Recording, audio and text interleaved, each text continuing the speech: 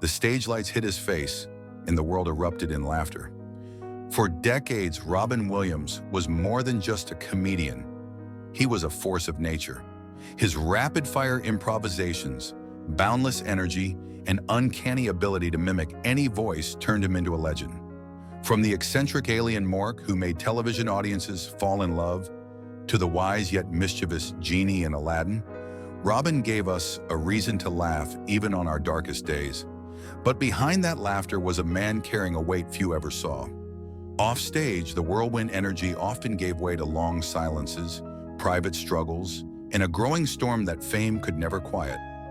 Friends described him as always on, a man who felt compelled to make everyone smile, even when his own heart was breaking. In August of 2014, the world awoke to shocking news. Robin Williams was gone. The headlines were blunt, the tributes immediate, and the grief universal. How could a man who had given so much joy leave in such devastating silence? Was it simply the crushing grip of depression, as the media first suggested? Or was there something far more complex hidden beneath? This is the story of Robin Williams' final days. The story Hollywood couldn't tell in the headlines. A story of laughter masking pain, of a man battling not only inner demons, but also an invisible illness that even doctors struggled to understand. And in the end, the truth of what really happened would stun the world. Robin McLaurin Williams was born in Chicago in 1951, the only child of a Ford Motor Company executive and a fashion model. From the outside, his childhood seemed privileged, but Robin later admitted that the mansion he grew up in was often quiet and isolating. His mother, Lori, had a sharp wit, and young Robin quickly discovered that making her laugh was the fastest way to earn affection. "My mother was funny," he once recalled, "so I learned that if I made her laugh, I got love." That simple exchange planted the seed for a lifelong compulsion to entertain. At Juilliard in the mid-1970s, Robin studied under John Houseman, a stern teacher who encouraged discipline, but also saw Robin's uncontrollable spontaneity. Christopher Reeve, his classmate and lifelong friend, remembered, "He was like no one I had ever seen before. He was literally bouncing off the walls. You couldn't keep your eyes off him." That relentless energy, which for audiences, Robin Williams seemed untouchable. His stage presence was so electric that people assumed his life must be equally full of joy. But those closest to him knew a different truth. Off stage, when the lights dimmed and the crowds dispersed, Robin was often left with silence, and the silence terrified him. Like many comedians, Williams lived in extremes. At the height of his fame in the late 1970s and early 1980s, the comedy clubs of Los Angeles were filled not only with laughter, but with cocaine. Robin dove in headfirst. He later confessed that drugs had become both a fuel and a mask. "Cocaine is God's way of saying you're making too much money." He joked about it in interviews, but beneath the humor lay a stark reality. He was using drugs to chase away an emptiness fame could never fill. The death of his friend John Belushi in 1982 from a drug overdose shook Robin deeply. He had been with Belushi just hours before his death.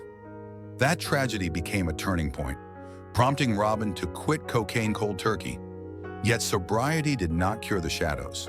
As he would later admit, the absence of drugs only left him face to face with the very pain he had been trying to escape. Throughout the 1980s and 1990s, Robin's personal life was a roller coaster. His marriage to Valerie Velarde ended in divorce in 1988, strained by his infidelities and substance abuse. His second marriage to Marcia Garces brought more stability in the birth of two of his children, but Robin's relentless work schedule often kept him away. He would later say that being a father was one of his greatest joys, but even family life couldn't shield him from the pressure he placed on himself to always be funny, always be on. Friends like Billy Crystal and Whoopi Goldberg, who co-starred with him on HBO's comic relief specials, remembered that even in private, Robin was rarely still. He seemed compelled to keep performing, as if silence would swallow him whole. Crystal described him as a hurricane on two legs, exhausting and exhilarating all at once. But behind the manic energy, Crystal also saw the fatigue, a man trying desperately to outrun his own thoughts. Alcohol crept back into Robin's life in the early 2000s. After nearly 2 decades of sobriety, he relapsed in 2003 while filming in Alaska. In interviews, he admitted the relapse came during a moment of crushing loneliness. "I was in a store and I saw a little bottle of Jack Daniels. And I thought, just one. And it was like the genie came out of the bottle and I couldn't put it back in." What followed were years of struggle, stints in rehab, attempts at recovery, moments of clarity, and then relapses again. Even as he battled his demons, Robin never stopped working. His stand-up tours remain legendary. His films continued to touch audiences. But the act of performing became a double-edged sword. It was the one place he felt alive, but it also drained him, forcing him to dig deeper into reserves of energy he no longer had.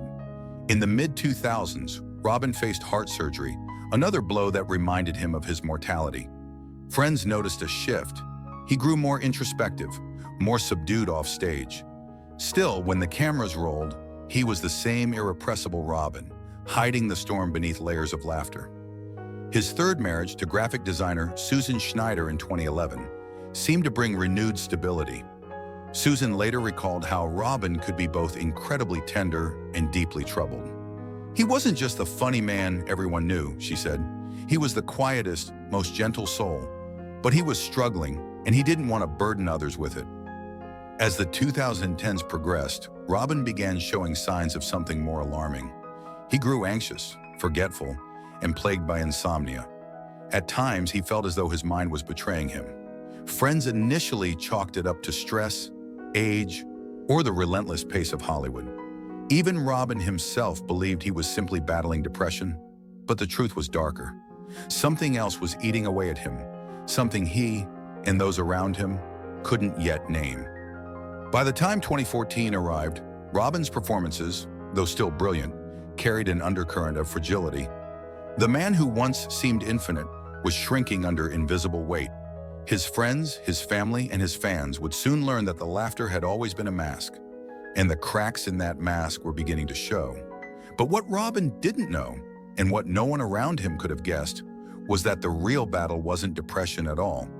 It was a disease far more insidious, one that would change the way the world understood his final days. By 2013, Robin Williams' world was quietly collapsing. On the surface, he was still working, filming the sitcom The Crazy Ones alongside Sarah Michelle Gellar, making appearances, smiling for cameras.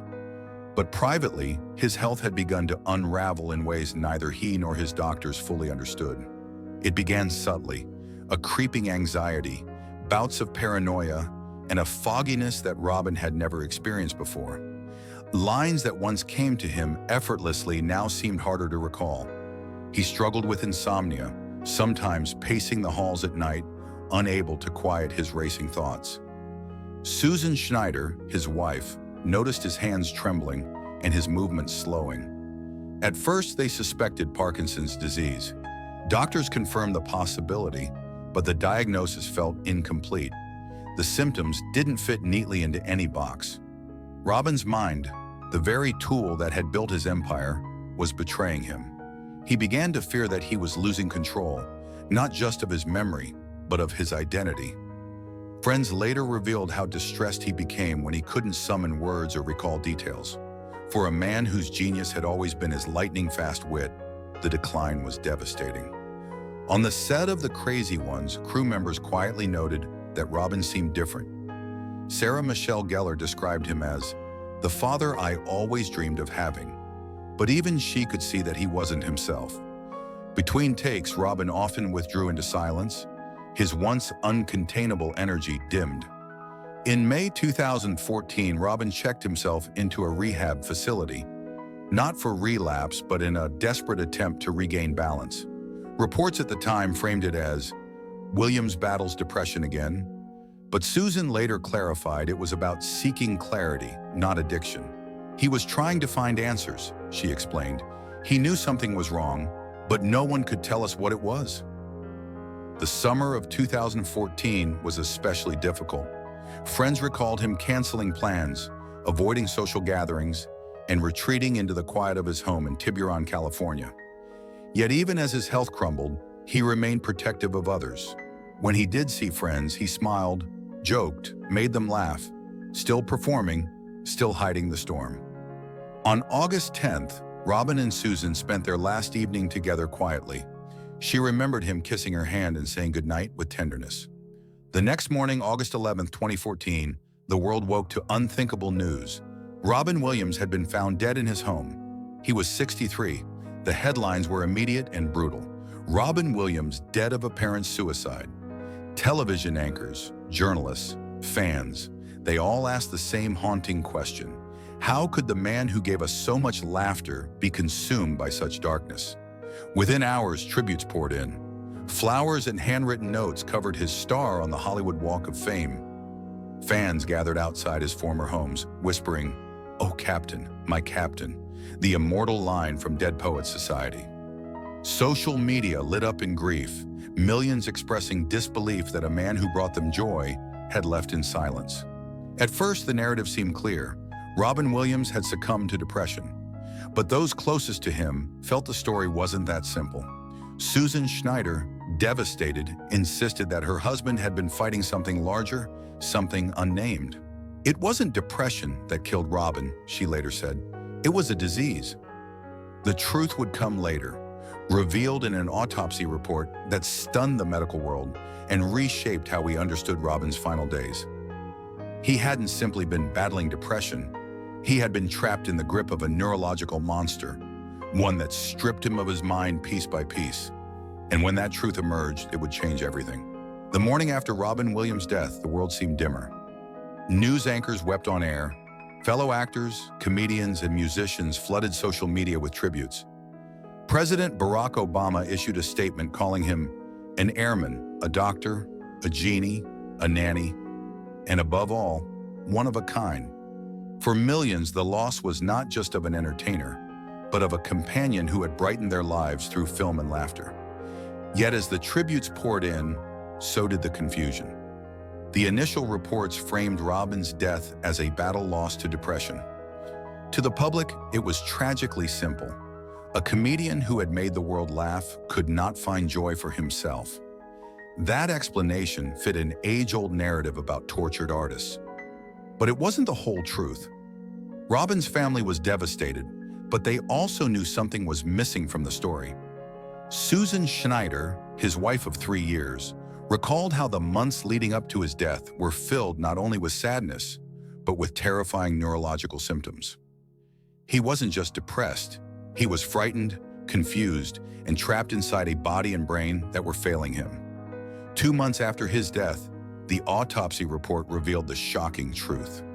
Robin had been suffering from Lewy body dementia, one of the most aggressive and misunderstood brain diseases known to medicine. Doctors who examined his brain described it as one of the worst cases they had ever seen. The disease had spread through nearly every region, causing symptoms that mimicked Parkinson's, Alzheimer's, and psychiatric disorders all at once. Suddenly, the pieces fell into place. The tremors, the paranoia, the memory loss, the anxiety, all were symptoms of Lewy body dementia. Susan later said, he had chemical warfare going on in his brain, and he had no chance. For Robin, the misdiagnosis meant he believed he was losing his mind, when in reality, he was battling a disease that had no cure and no clear treatment. The revelation reshaped the conversation. What had been portrayed as a simple tragedy of depression became a story about medical mystery and misdiagnosis.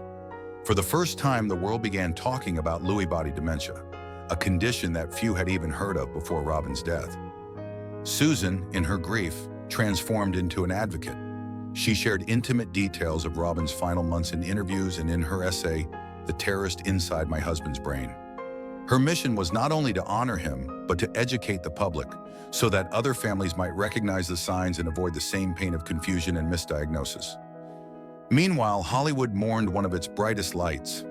Billy Crystal, his longtime friend, broke down while speaking of Robin at the Emmys.